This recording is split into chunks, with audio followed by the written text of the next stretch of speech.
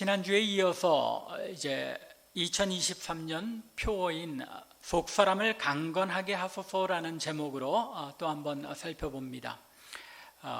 오늘도 본문을 읽으면서 도대체 이게 무슨 이야기인가? 바울이 참 복잡하고도 어렵게 썼다라고 생각하면서 우리가 주일에 꼭 이렇게 어려운 말씀들을 들어야 하는가? 이렇게 복잡하고 어려운 말씀들은 목사님들이나 그리고 신학자들이나 좀 연구하면 되는 것 아닌가 하고 생각하는 분들도 계실지 모르겠습니다. 그런데 그렇지 않습니다. 한번 생각해 보십시오. 사도 바울이 이 에베소서를 누구한테 썼습니까? 에베소 교회 담임 목사에게 썼습니까? 아니면 에베소 교회에 있는 성경 교사들에게 썼습니까? 아닙니다. 이 편지를 에베소 교회 평신도들, 에베소 교회 성도들에게 이 편지를 썼습니다. 하나님의 모든 백성들이 조금 더 하나님을 깊이 알고 하나님의 뜻을 알고 순종하게 하시기 위해서 하나님께서 성경 말씀을 우리에게 주신 것이죠. 그렇기 때문에 성경의 어느 한 부분도 소홀히 할 수 없고 또 내가 좋아하는 말씀이라고 해서 그것만 가지고 우리가 살아갈 수 있는 것이 아니라는 겁니다. 날마다 하나님의 말씀을 더 깊이 알아가고 조금 더 어려운 것 같은 그런 말씀들도 우리가 잘 묵상하고 연구하는 가운데 깨달을 때에 그 깨달음 속에 하나님의 큰 은혜가 함께 하시는 겁니다. 한 걸음 더 성숙된 신앙으로 자라갈 수 있기 때문입니다. 우리가 믿는 바에 의하면 하나님께서 사도 바울을 통해서 에베소 교회에게 이 말씀을, 성도들에게 이 말씀을 기록하게 하셨고 또 이 말씀은 오늘날 우리에게 주는 말씀이기도 한 것입니다. 즉 우리로 하여금 이 하나님의 말씀을 부지런히 살피고 연구하여 깨달으라고 하나님께서 우리에게 주신 말씀이라는 것입니다. 히브리서 5장 12절에 보면 히브리서 기자가 이렇게 성도들을 꾸짖습니다. 때가 오래되었으므로 너희가 마땅히 선생이 되었을 터인데 너희가 다시 하나님의 말씀의 초보에 대하여 누구에게서 가르침을 받아야 할 처지이니 단단한 음식은 못 먹고 젖이나 먹어야 할 처지가 되었도다. 평생 신앙생활을 했는데도 불구하고 갓난아이와 같은 믿음에 그대로 머물러서 어려운 하나님의 말씀은 절레절레 머리를 흔들고 도대체 배워서 알 생각들을 안 한다는 겁니다. 하나님께서 기뻐하지 않으시는 것이기 때문에 히브리서 기자가 이에 대하여 꾸짖고 있는 것입니다. 더욱이 오늘 본문 말씀은 사도 바울이 에베소서라는 이 편지를 쓴 목적이기도 하고 또 우리 기독교 신앙의 궁극적인 목적을 알려주는 아주 중요한 말씀이기도 합니다. 사도 바울이 에베소서 1장과 2장에서 중요한 기독교의 핵심적인 이 내용들을 언급한 이유가 바로 오늘 본문 말씀을 말하기 위해서라고까지 할 수 있을 정도입니다. 에베소서 1장에서 사도 바울이 무엇을 이야기하죠? 하나님께서 창세 전에 예정하시고 때가 참에 우리를 구원하신 것은 우리로 하여금 하나님의 영광을 찬송하게 하기 위한 것이라고 설명합니다. 그리고 2장에 들어가서 아주 중요한 말씀을 하죠. 허물과 죄로 죽었던 우리들, 본질상 진노의 자녀로서 영원한 진노 가운데 죽을 수밖에 없었던 우리를 하나님께서 그 큰 사랑을 인하여 은혜를 부어주셔서 믿음으로 말미암아 구원을 얻게 하시고 하나님의 경륜 가운데 한 성령 안에 한 몸, 한 교회를 이루게 하셨다고 설명합니다. 그러면서 우리를 구속하신 하나님의 구원의 비밀, 곧 우리가 얻은 구원이 어떤 것인지 그 성격을 2장에서 설명합니다. 우리가 얻은 구원이라는 것이 이렇게 주어진 것이고 우리가 얻은 구원이 바로 이런 것입니다라고 신학적으로 아주 깊이 있는 내용을 설명합니다. 그리고 나서 이제 3장에 들어와서 하나님께서 이렇게 우리를 구원하셔서 하나님의 자녀로 삼으시고 교회로 불러 모으신 목적이 무엇인지에 대해서 오늘 본문인 3장 14절부터 21절에서 밝히고 있는 것입니다. 즉 하나님께서 하나님의 백성들을 구원하시고 또 우리를 교회로 불러 모으신 궁극적인 목적이 바로 오늘 본문에 나타나고 있다는 것입니다. 그리고 나서 4장과 5장에서는 이 목적을 이루는 그리스도인의 삶이라는 것, 성도의 삶이라는 것이 어떤 것인지를 풀어서 설명합니다. 이게 에베소의 전부입니다. 그렇다면 오늘 우리가 읽은 이 본문 말씀이 에베소서의 궁극적인 핵심이라고 할 수 있는 것입니다. 또한 기독교 신앙의 핵심, 하나님께서 우리를 구원하신 참 목적에 해당되는 말씀이라고 볼 수 있는 것입니다. 그렇다면 2023년 표로 살펴보고 있는 이 본문 말씀이 얼마나 중요한지 여러분들이 미루어 알 수 있는 것입니다. 에베소서의 핵심이요 결론이라고 할 수 있는 말씀인 것입니다. 이 말씀이 바울의 기도요 간구의 형식으로 기록되었다는 점 역시 하나님께서 에베소 교회 성도들과 오늘날 우리에게 이 목적을 이루어 주시기를 얼마나 사도 바울이 갈망하며 기록하고 있는지를 깨닫게 합니다. 오늘 본문 말씀이 조금 복잡하다고, 문장의 구성이 좀 복잡하다고 느끼는 분들이 많으실 것 같아서 제가 간단히 먼저 그 뼈대만 알려드리겠습니다. 지난 주일에 이미 말씀드린 것처럼 14절과 15절 그리고 20절과 21절은 본문 내용이 기도라는 사실을 알려주는 틀이죠. 프레임이라고 할 수 있겠죠.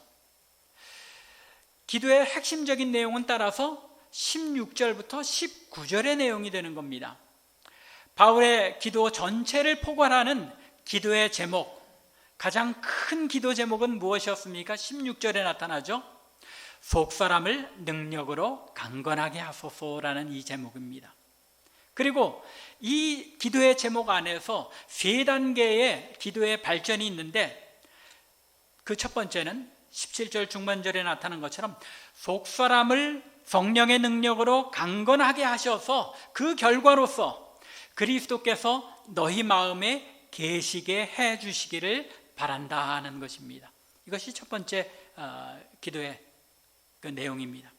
그리고 그 두 번째 단계가 그리스도께서 너희 마음에 계심으로써 너희가 지식에 넘치는 그리스도의 사랑을 알게 되기를 바란다 하는 것이 이제 두 번째 단계의 기도의 제목입니다. 그리고 세 번째 단계가 19절에 나타난 대로 나아가 그 사랑을 알게 됨으로써 하나님의 모든 충만하신 것으로 너희가 충만하게 되기를 기도한다는 것입니다. 이것이 기도의 이 구조입니다.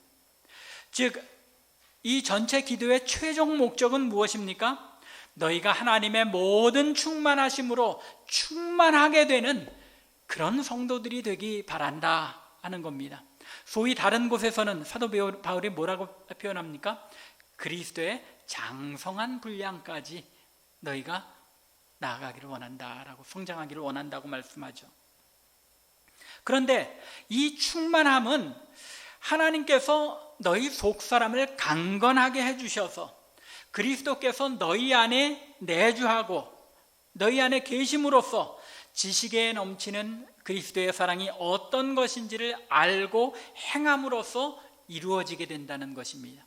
이것이 이 기도 각 제목들 간의 연관성입니다. 속사람이 강건하게 해져야 하고, 그리고 기도의 단계 하나하나가 속사람이 강건하게 됨으로써 그리스도께서 내 안에 온전하게 거하시게 되고, 그리스도께서 내 안에 온전하게 거하시게 됨으로써 그리스도의 사랑을 알게 되고, 그리스도의 사랑을 알게 됨으로써 마침내는 하나님의 모든 충만하신 것으로 충만하게 되어지는 것, 이걸 베드로는 신의 성품에 참여하는 자가 된다고 말씀하죠. 이런 신앙인이 되는 것이 하나님께서 우리를 구원하신 목적이요, 또 사도 바울이 에베소 교회 성도들로 하여금 이루기를 원하는 궁극적인 그 삶의 목적이라는 것입니다. 올해 우리의 표가 얼마나 큰 제목인지 이해가 되십니까? 우리의 한평생 하나님 앞에 나아가는 그날까지 우리의 기도의 제목으로 삼고 이루어 나가야 할 표어인 것입니다. 지난 주일에 우리가 그 첫 번째 단계를 살펴보았습니다.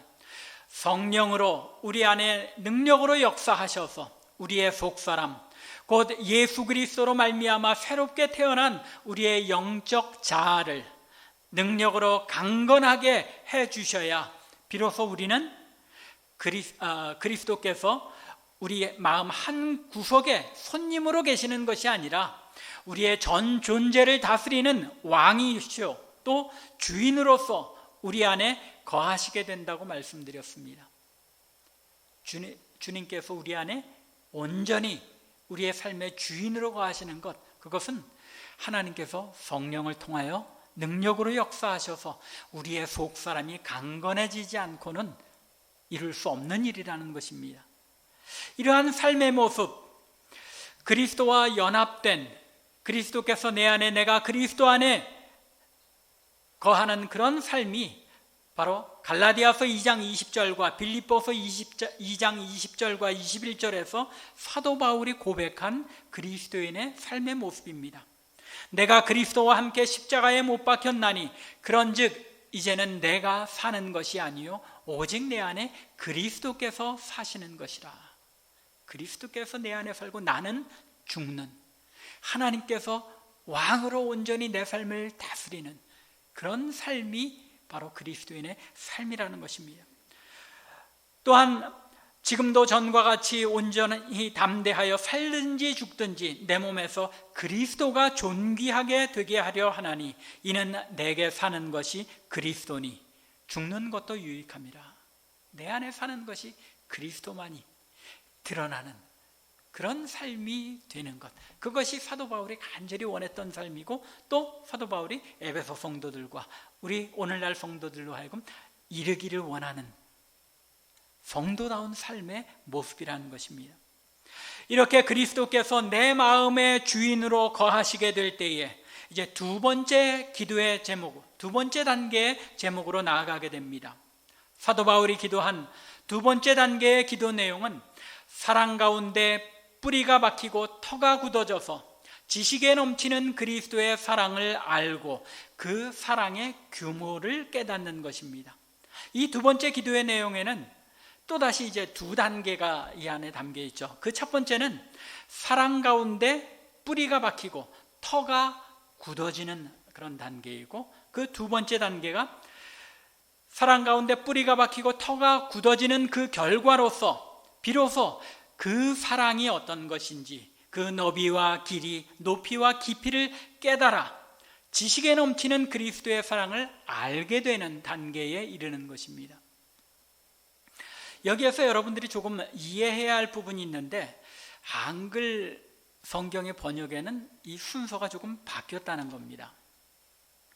우리가 사용하는 개역개정 성경뿐만 아니라 예전에 사용하던 개역 성경에서도 마찬가지인데, 신기하게도 새 번역 성경과 캐톨릭에서 번역한 공동 번역 성경에서는 이 순서를 이 원문과 동일한 올바른 순서로 번역하고 있습니다. 원래 헬라어 원문에서는 18절 전반부인 능히 모든 성도와 함께가 나오고, 그 다음에 이제 19절 상반절인 그 너비와 길이와 높이와 깊이가 어떠함을 깨달아가 오고, 그 다음에 다시 18절의 후반부인 지식에 넘치는 그리스도의 사랑을 알고가 나옵니다.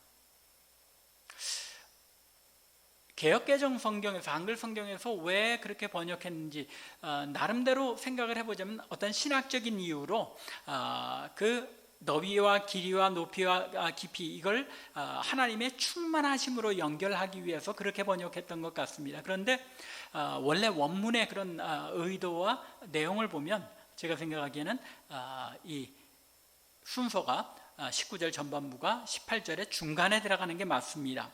그래서 그 내용을 우리가 종합적으로 살펴보자면, 즉 사랑 가운데 뿌리가 박히고 터가 굳어져서 능히 모든 성도와 함께 그 사랑의 너비와 길이와 높이와 깊이가 어떠함을 깨달아 지식에 넘치는 그리스도의 사랑을 알게 되어라는 말입니다. 즉 그리스도의 사랑을 알게 되는 것이 그 사랑에 뿌리 박고 터를 자리 잡아서 그 다음 단계로는 그 결과로서 그 사랑의 깊이와 넓이와 또 길이와 그 너비를 알게 되어서 그리스도의 사랑을 알게 된다는 것입니다. 이 부분에 대해서는 우리가 조금 더 살펴보겠습니다. 그 사랑 가운데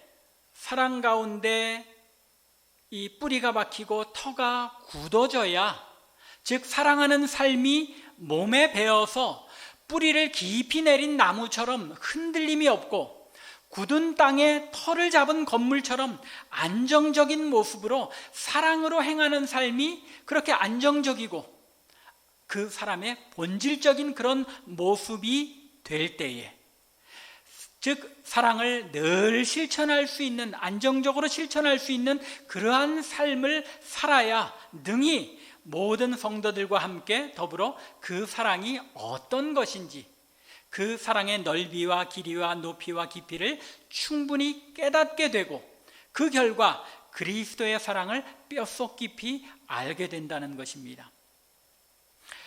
그런데 이 사랑 가운데 뿌리가 박히고 터가 굳어지는 것조차도 저절로 되는 것이 아니죠. 앞서 말씀드린 이 기도의 대전제가 되는 내용, 곧 성령의 능력이 우리 안에 역사하여서 우리의 속사람이 강건해질 때, 그래서 그리스도께서 우리 마음에 거하시게 될 때에 비로소 그 사랑 가운데 뿌리가 박히고 터가 굳어지게 된다는 것입니다. 여기에서 우리의 의문이 풀리게 됩니다. 왜 우리가 그리스도인인데 왜 이렇게 우리는 서로 사랑하기는 힘든가? 우리가 왜 이렇게 서로 사랑하기가 힘듭니까? 거기에는 두 가지 이유가 있죠. 그 한 가지는 앞에서 말씀드린 것처럼 우리의 속사람이 강건하지 못해서 그리스도께서 우리의 삶을 온전히 다스리는 삶을 살지 못하기 때문에 우리가 사랑하지 못하는 거죠. 그리스도께서 나의 삶을 주장하는 삶을 산다면 분명히 우리가 서로 사랑할 수 있을 텐데 우리의 속사람이 강건하지 못하기 때문에, 너무나도 우리가 어린 그런 신앙의 모습에 있기 때문에 그리스도께서 내 삶을 완전히 주장하지 못하시고 결국은 우리가 서로 사랑하는 삶에 실패할 수밖에 없다는 것입니다. 속사람이 강건하지 못하고 마치 어린아이와 같기 때문에 우리의 마음에 그리스도께서 온전히 거하시지 못하기 때문에 우리가 사랑하는 삶을 살지 못한다는 것입니다. 속사람이 강건하여져서 그리스도께서 온전하게 우리의 삶을 다스리시는 그런 삶을 살게 될 때에 비로소 우리는 우리의 삶에 사랑으로 뿌리 박히고 터가 굳어지게 된다는 것입니다. 우리가 그리스도인임에도 불구하고 서로 사랑하는 삶이 힘든 또 다른 하나의 이유는, 사랑해야 한다는 당위성은 우리가 분명히 잘 알고 있는데 그리스도인으로 서로 사랑한다는 것이 과연 어떻게 해야 하는 것인지, 그 사랑을 어떻게 실천해야 하는 것인지에 대하여 분별하지 못하기 때문에 올바른 사랑을 하지 못하는 데 또 하나의 이유가 있는 것입니다. 이것은 오늘날 교회 안에 흔히 있는 혼동입니다. 교회는 사랑의 공동체입니다. 따라서 이 사랑의 공동체 안에서는 서로 용서하고 사랑해야 합니다. 절대적으로 옳은 말씀입니다. 그런데 문제는 이 사랑을 실천하고 적용하는 데 있어서 우리가 혼동하는 경우가 많이 있다는 것입니다. 많은 경우에 성도들 가운데 어떤 사람이 교회에 해가 되는 일을 하여도 혹은 신앙적으로 옳지 못한 일을 하여도 그것을 무조건적으로 덮어주고 받아들여주는 것이 사랑이라고 생각하는 경우가 많습니다. 그렇죠? 교회 안에서는 다른 성도의 잘못을 우리가 일깨워주면 안 되는 것처럼 우리가 생각합니다. 어린 아기였을 때 배고파서 운다고 또는 기저귀 갈아달라고 운다고 왜 조금 더 못 참고 그러냐고 두들겨 패는 부모는 없죠. 어린 아기일 때는 아기가 어떤 이유로 울든 무조건적으로 그 필요한 것을 제공하여 달래는 수밖에 없습니다. 어린 아기이기 때문에. 이것이 그 어린아이의 그 수준에서는 올바른 사랑의 방법입니다. 그런데 이 아이가 더 커서 너댓 살 정도 되고 또 그 이상이 되어서 말을 알아들을 만한데도 계속 고집을 피우고 잘못을 반복하는데도 무조건적으로 오냐 잘한다 하고 내버려 둔다면 그것은 그 자녀를 사랑하는 것이 아니라 자녀를 포기하는 것이 될 것입니다. 진정으로 그 자녀를 사랑한다면 매를 대서라도 잘못된 것을 깨닫고 돌이키게 하는 것이 자녀를 진정으로 사랑하는 것입니다. 그렇게 할 때에 그 가정이 사랑 가운데 바로 서게 되는 것처럼 교회도 그래야 하는 것입니다. 그래서 우리 요리문답 같은 거 할 때 보면 참된 교회의 표지, 즉 올바른 교회의 기준 가운데 하나가 무엇입니까? 권징의 올바른 시행인 겁니다. 성도들이 잘못하는 것에 대하여 교회가 권위를 가지고, 영적 권위를 가지고 잘못된 것에 대하여 회개를 촉구하고 하나님 앞에 올바로 설 수 있도록 권징하는 것, 이것이 참된 교회의 아주 중요한 요소 중에 하나라는 것입니다. 그런 기준에서 본다면 오늘날 이 참된 교회의 올바른 모습을 갖춘 교회들이 거의 없는 게 사실이죠. 교인들이 어떻게 해도 교회 떠나갈까 봐 그저 어떻게든지 붙들어 앉혀야 하기 때문에 잘못에 대해 잘못된 것이라고 말하지 못하는 것, 그게 오늘날의 교회의 모습인데 하나님 보시기에 올바른 교회의 모습은 아니라는 것입니다.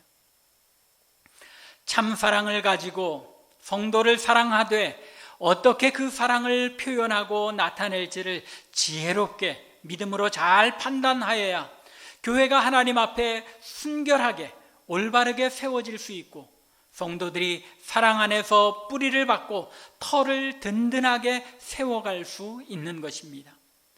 이처럼 속사람이 강건해질 때에 우리는 사랑 가운데 뿌리가 박히고 터가 굳어지게 되며 그럴 때 비로소 그리스도의 사랑이 지닌 그 너비와 길이와 높이와 깊이가 어떤 것인지를 헤아려 나갈 수 있게 되는 것입니다. 여기서 그 너비와 길이와 높이와 깊이가 어떠함을 깨달아라는 이 표현은 도무지 표현될 수 없는 그리스도의 사랑이 지닌 심오하고 신비적인 총체적인 면을 깨달아 알라는 뜻임을 알 수 있습니다. 그 너비와 길이와 높이와 깊이 얼마나 광대한지, 그 사랑이 얼마나 심오한지 그것을 깨달아 알아라는 뜻인 것입니다. 그리스도의 사랑이 지닌 성격과 그 신비함을 헤아릴 수 있으려면 우리가 먼저 사랑 가운데 뿌리가 박히고 터가 굳어져서 사랑을 실천하는 삶을 살아낼 때에 비로소 서서히 그리스도의 그 사랑이 이렇게 심오하고 깊은 것이구나 하고 그 사랑의 총체적인 성격을 이해할 수 있게 된다는 말입니다. 또한 그렇게 될 때에 비로소 지식에 넘치는 그리스도의 사랑을 알게 되는 단계로 넘어가게 되는 것입니다. 얼핏 듣기에는 지식에 넘치는 이라는 이 말, 지식이 차고 넘친다는 말처럼 듣기 쉽습니다. 그런데 이 말은 그리스도의 사랑이 어떤 지식이 차고 넘친다는 말은 아닙니다. 그보다는 오히려 우리의 지식의 한계를 넘어선다는 표현이죠. 그리스도의 사랑은 우리가 지식적으로, 우리가 지적으로 알아낼 수 있는 그런 내용을 넘어선다는 것입니다. 다시 말하자면 그리스도의 사랑은 도무지 인간의 능력이나 지식으로서는 파악할 수 없는 것이라는 사실을 전제하고 있는 표현입니다. 사도 바울은 지금 자신이 말로 표현하기 어려운 것은, 도저히 말로 표현하기 힘든 것을 설명하고 있는 것입니다. 도무지 표현될 수 없는 내용을 표현하려고 애쓰고 있는 것입니다. 그래서 지식에 넘치는 그리스도의 사랑, 우리의 지식으로는 도무지 이해할 바가 없는 그리스도의 사랑을 우리가 알게 된다고 이야기하고 있는 것입니다. 여기에 좀 모순이 있는 것처럼 보이죠? 한편으로는 인간의 지적 능력을 초월하는 것, 그리스도의 사랑이 인간의 지적 능력을 초월하는 것이기 때문에 도무지 알 수 없다고 말하면서, 또 한편으로는 사도 바울이 에베소 교인들이 이 지식에 넘치는 그리스도의 사랑을 알게 되기를 기도하고 있습니다. 알 수 없는 것인데 너희가 알기를 원한다라고 말하는 모순이 이 안에 담겨 있는 겁니다. 그런데 이 모순처럼 보이는 사도 바울의 기도에 기독교 신앙의 놀라운 비밀이 담겨 있는 것입니다. 그리스도의 사랑을 우리가 어떻게 아느냐 하는 그 비밀이 여기에 담겨 있는 것입니다. 그것은 사도 바울이 사용한 단어 알다라는 단어 동사에서부터 시작이 됩니다. 종종 제가 말씀드렸죠. 유대인들에게 있어서 안다는 것, 야다라는 그 동사는 단지 지식적으로 아는 것만을 뜻하지 않습니다. 인간의 감각이나 본능 등을 포함한, 감정까지도 포함한 전 존재로 알아가는 체험적인 지식을 가리킵니다. 우리의 지식으로는 그리스도의 사랑에 대해서 분별하고 아는 것이 불가능한데, 우리가 그리스도의 사랑을 실천하는 삶에 뿌리를 받고 터가 자리가 잡히고, 그래서 그리스도의 사랑의 그 깊이와 넓이를, 그 광활함과 심오함을 조금씩 알아가다 보면 우리가 삶의 체험 가운데 그리스도의, 지식으로는 알 수 없는 그리스도의 사랑을 알게 되는데, 너희가 거기까지 나가기를 원한다 라고 말씀하고 있는 것입니다. 사도 바울이 오늘 본문에서 지식에 넘치는 그리스도의 사랑을 알라고 말한 것은, 그리스도의 사랑을 우리가 지식만으로, 머리만으로는 알 수 없지만 우리의 전인격적인 삶의 체험, 혹은 그리스도와의 신비적인 결합을 통한 신앙의 삶을 통해서 체험적으로 알 수 있게 된다는 말입니다. 속사람이 강건하여 사랑 가운데 뿌리가 박혀야 하는 이유가 바로 여기에 있는 것입니다. 바로 여기에 에베소 교회 성도들이, 그리고 우리가 사랑 가운데 뿌리가 박히고 터가 굳어져야 하는 이유가 있는 것이며, 또 그보다 근본적으로 우리의 속사람이 성령의 능력으로 강건해져서 그리스도께서 우리 마음에 온전히 거하시게 되는 일이 먼저 이루어져야 하는 이유가 바로 여기에 있다는 것입니다. 제가 여러분 지금 확신이 안 가는데, 여러분들 지금 이 사도 바울의 논리의 전개를 여러분들이 따라오고 계시는 겁니까? 속사람의 능력이 강건해질 때에 그리스도께서 우리 안에 계시게 되고, 우리가 그리스도와 연합된 존재가 되며, 그리스도와 연합된, 그리스도께서 내 삶을 온전히 주장하는 삶을 우리가 살게 될 때에 그리스도의 사랑 안에 우리가 뿌리를 받고 터가 굳어져서 그리스도의 사랑이라는 것이 얼마나 광대하고 심오한 것인지를 체험적으로 깨달아가게 되고, 그럴 때에 지식에 넘치는, 우리가 지식으로는 알 수 없는 그리스도의 사랑을 깨달아 알아가게 된다는 것입니다. 이게 지금 사도 바울이 오늘 본문에서 전개하고 있는 그런 논리적인 단계인 것입니다. 우리의 지식으로는 그리스도의 사랑을 알 수 없지만 우리의 속사람이 강건해져서 그리스도와 연합된 삶을 온전히 이루고, 우리가 행하는 모든 일들 가운데 사랑이 근본이 되는 삶을 살아가게 되면 그리스도의 사랑이 지닌 바 그 넓이와 깊이를 깨달아 알게 되고, 그리스도의 사랑을 알게 되는 자리에까지 나아가게 되기를 바랍니다 라고 사도 바울이 기도하고 있는 것입니다.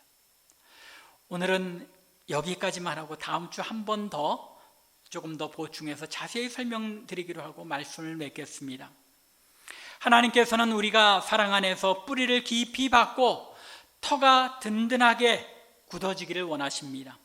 이 일은 성령의 능력으로 우리의 속사람이 강건해져서 그리스도께서 내 안에 온전히 거하시게 될 때에만 이루어질 수 있습니다. 그러면 문제는 속사람이 어떻게 강건해질 수 있느냐는 것입니다. 여러분들의 속사람이 어떻게 강건해질 수 있습니까? 말씀과 기도와 순종인 겁니다. 베드로가 말한 것처럼 말씀이라는 신령한 젖을 우리가 잘 먹을 때에, 잘 섭취할 때 우리는 점점 단단한 것까지 먹을 수 있는 강건한 사람이 되고, 또 기도하는 가운데 그 깨달은 말씀을 실천하려고 애쓰며 살아가려고 할 때에 성령의 능력으로 우리의 속사람이 강건해지게 된다는 것입니다. 이 일은 여러분들이 주일 예배 한 번 드리는 것으로 결코 이루어질 수 없습니다. 여러분들 꼭 마음에 잘 새기시기 바랍니다. 속사람이 강건해지는 일은 우리가 주일 예배 한 번 드리는 것으로 해결이 안 된다는 것입니다. 끊임없이 말씀을 읽고 묵상하며 성경 공부를 통하여 말씀을 배워나가며 기도하며 그 말씀에 순종하려고 몸부림칠 때에, 그래야만 우리의 속사람이 강건해질 수 있는 것입니다. 여기에 우리가 모이기를 힘쓰며 말씀 묵상 가이드에 따라 열심히 말씀을 묵상하며 배워야 하는 이유가 있습니다. 말씀을 배우며 기도하며 말씀에 순종하는 삶에 힘쓰는 성도들이 넘쳐날 때에 우리의 속사람이 강건해지고 교회는 든든하게 서갈 수 있는 것입니다. 아무리 많은 성도들이 모인다고 해도 성도들이 속사람이 강건해지는 삶의 발전이 없다면 그 교회는 건강한 교회가 아닌 겁니다. 여러분들 한 사람 한 사람들이 속사람이 강건해지지 않고서는 참빛교회가 든든히 서가는 교회가 될 수 없는 겁니다. 단 몇 사람이라 할지라도 그 안에 우리의 속사람이 날로 강건해지는 성도들이 있을 때에, 그런 성도들로 세워져 갈 때에 우리의 교회는 하나님께서 보시기에 기뻐하시는 든든한 교회가 되어가는 것입니다. 신령한 젖인 하나님의 말씀을 늘 사모하여 말씀을 읽고 묵상할 뿐만 아니라 늘 기도에 힘씀으로써 속사람이 강건해지는 우리 참빛교회 성도들 될 수 있기 바랍니다.